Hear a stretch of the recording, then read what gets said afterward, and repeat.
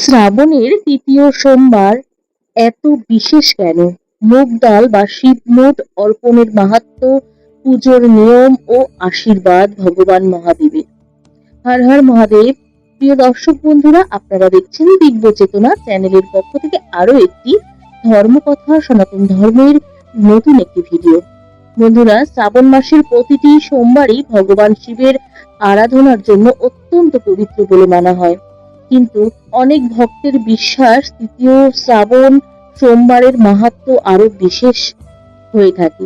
কেন এই দিনটিকে এত শুভ বলে মানা হয়? কেন অনেক ভক্ত এই দিনে মুগ ডাল বা শিবমুঠ নিবেদন করেন? এর আধ্যাত্মিকতার তাৎপর্য কি? আজকের ভিডিওটিতে আমরা জানব প্রচলিত বিশ্বাস অনুযায়ী নিয়ম এবং এর মাহাত্ম্য কি। তৃতীয় সোমবারের মাহাত্ম্য। শ্রাবণ মাসকে মহাদেবের প্রিয় মাস হিসেবে মানা হয়। এই মাসে সোমবার ব্রত পালন, রুদ্রাভিষেক এবং জলাভিষেক এবং তার সাথে ওম নমঃ শিবায় জপ অত্যন্ত শুভ বলে বিবেচিত হয়। অনেক ভক্তের বিশ্বাস অনুযায়ী তৃতীয় সোমবারে আন্তরিকভাবে ভক্তি ভরে পূজা করলে জীবনের সমস্ত বাধা বিপত্তি দূর হয় এবং মানসিক শান্তি লাভ হয়।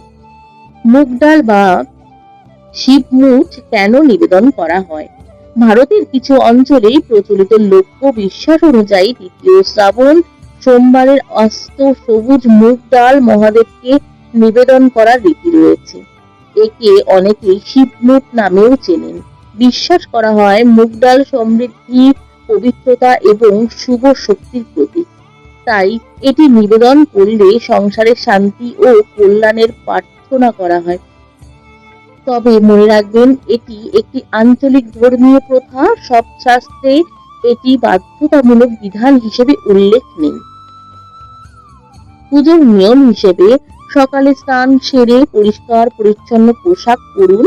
শিবলিঙ্গে বিশুদ্ধ জল এবং দুধ অর্পণ করুন। যদি আপনার প্রথায় থাকে নিবেদন করুন, না হলে শুধু জল দিয়েই আপনি নিবেদন করতে পারেন। বেলপাতা, ধুতরা, আকন্দ ফুল অর্পণ করুন। তারপর ভক্তি ভরে মুগ ডাল, অবশ্যই সবুজ মুগ ডাল নিবেদন করে প্রার্থনা করুন। কোন মন্ত্র জপ করবেন? কি মন্ত্র জপ করবেন? সবচেয়ে সহজ এবং সর্বাধিক প্রচলিত মন্ত্র ওম নমঃ শিবায় 108 বার বা নিজের সামর্থ্য অনুযায়ী জপ করতে পারেন। রুদ্রাভিষেক করলে রুদ্রম বা মহামৃত্যুঞ্জয় মন্ত্র পাঠ করা হয়। কি ফল পাওয়ার বিশ্বাস রয়েছে? প্রচলিত বিশ্বাস অনুযায়ী মানসিক শান্তি, পরিবারের সুখ শান্তি, কর্মজীবনের বাধা দূর হওয়া, ঈশ্বরের প্রতি ভক্তি বৃদ্ধি পাওয়া, এই সবই ভক্তি ভরে শিবের আরাধনা আধ্যাত্মিকতার ফল হিসেবে বিবেচিত হয়ে থাকে। গুরুত্বপূর্ণ কিছু কথা আপনাদের জন্য।